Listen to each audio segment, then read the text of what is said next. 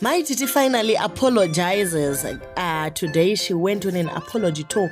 Vachikumbira ruregerero kuvanhu vavakakanganisira. I'm sorry for the humiliation you carried because of me. And I am sorry. I wish I could turn anything around. I could change things. A lot of people were concerned. Kuti sei Maititi vasina kukumbira ruregerero sezvanga zvataurwa natete Mildred vachiti Maititi havana kukumbira ruregerero and pride yako yakanyanyisa.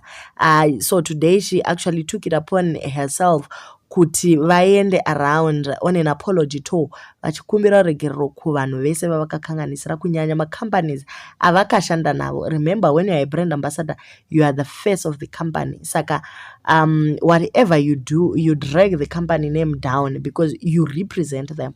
So she went around today akanokumbira ruregerero. She went to the first company achibva asvika vakamugamuchira nemufaro. Guys, this shows humility zvachose Maititi vaita zvakanaka.